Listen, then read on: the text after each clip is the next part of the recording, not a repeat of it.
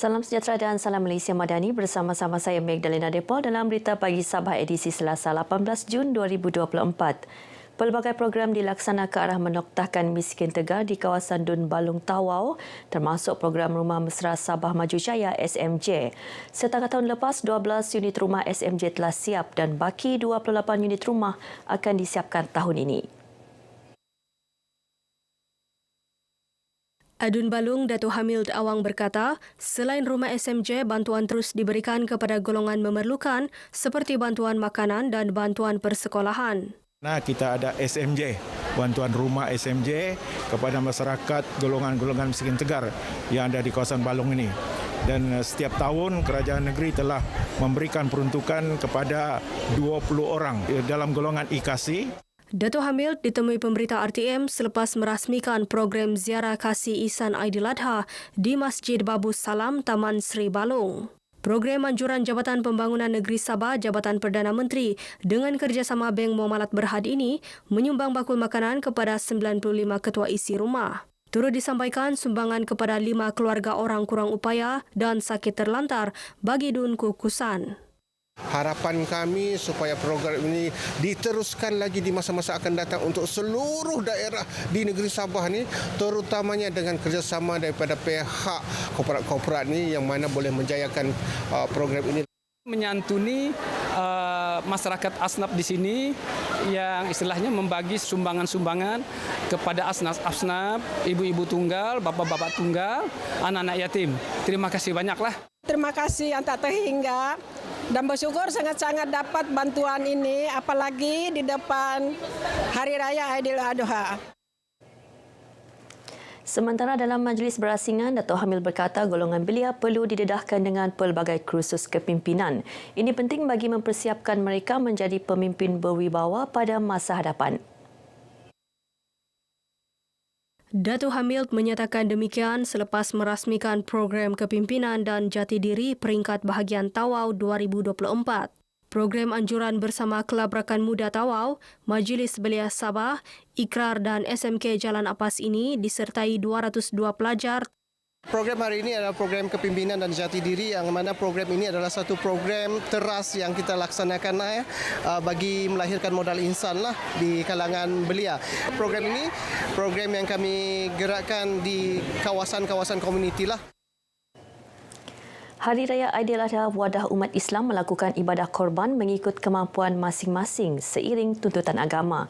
Ia juga sekaligus memperingati peristiwa Nabi Ibrahim dan anaknya Nabi Ismail. Adun dilantik Datuk Jafari Waliam berkata, perayaan seumpama turut menjadi medan wakil rakyat menyantuni golongan memerlukan.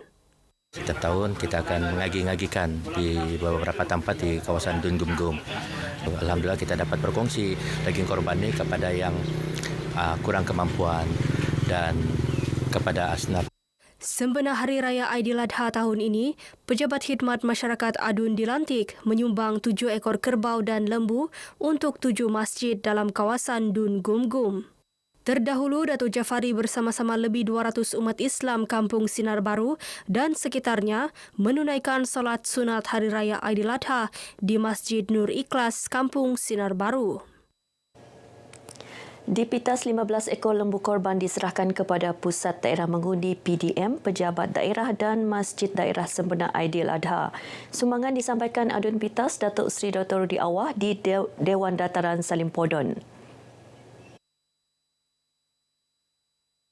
Bercakap kepada RTM, Datuk Rudi berkata program berkenaan merupakan acara tahunan bagi menyantuni umat Islam sempena sambutan Hari Raya Korban. Kita serahkan kepada ketua-ketua PDM ini demi untuk menyantuni semua rakyat yang ada di dalam PDM tersebut. Di daerah Pitas ini kita ada 11 PDM, tapi ada juga PDM yang tidak mempunyai masyarakat Islam antaranya, dan yang ada masyarakat Islam kita bagi lembu korban ini.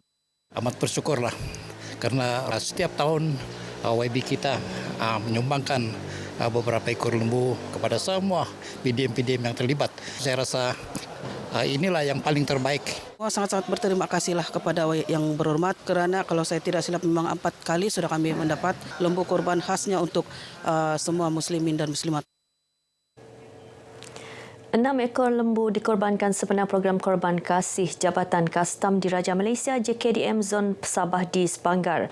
Daging korban itu kemudian diagih kepada 150 penduduk di Pulau Gaya dan sekitar Sepanggar, terutamanya golongan fakir miskin.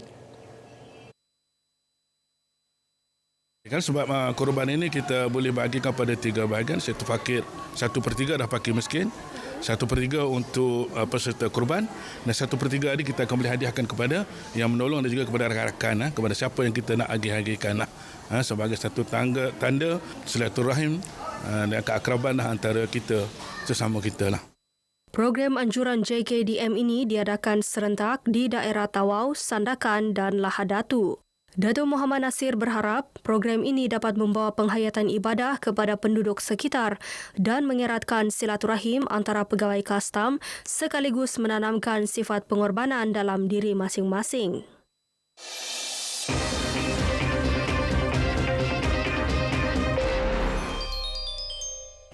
Aidiladha atau Hari Raya Haji merupakan perayaan keagamaan bagi umat Islam di seluruh dunia.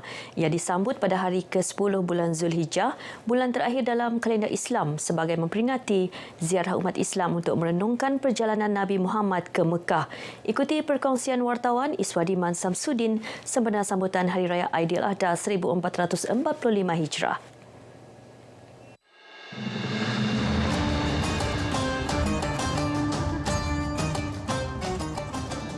Lazimnya, ibadah korban dilaksana ketika meraihkan Aidiladha sebagai memperingati kisah kesediaan Nabi Ibrahim AS untuk mengorbankan anak lelakinya, Nabi Ismail AS sebagai tanda ketaatan kepada Allah.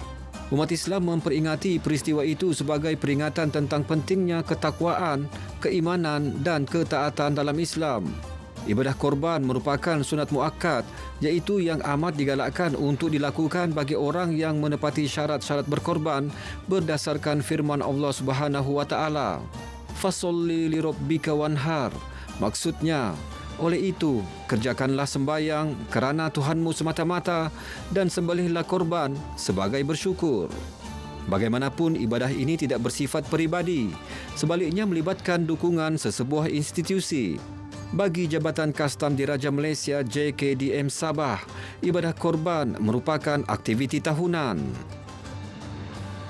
Antara objektifnya adalah untuk menarik lebih ramai warga Jabatan Kastam lebih cinta kepada sejarah kenabian itu dan sama-sama kita menghayati erti pengorbanan itu untuk sama-sama kita wujud keakraban yang lebih baik, dan pada masa sama program ini melibatkan agihan daging kepada asnaf.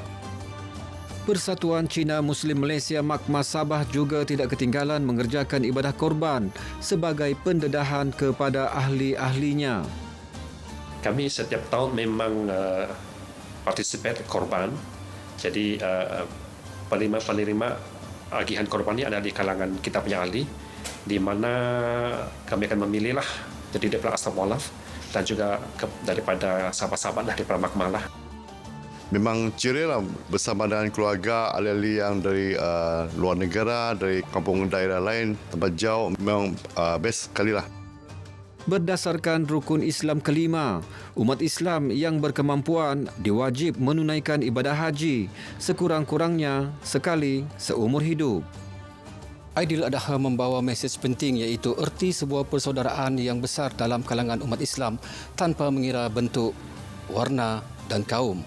Manakala ibadah korban merupakan ibadah penyembelihan binatang ternakan berkaki empat yang disebut juga sebagai Al-An'am bermula pada Hari Raya Aidiladha atau pada Hari Tasyrik, iaitu pada 11, 12 dan 13 Zulhijjah. Maka sebagai umat Islam, kita seharusnya mengambil ibrah atau iktibar berdasarkan sifat takwa para kekasih Allah Subhanahu wa taala dan betapa teguhnya keimanan mereka dalam mempercayai segala perintah yang diberikan kepada mereka. Iswadiman Syamsuddin, RTM.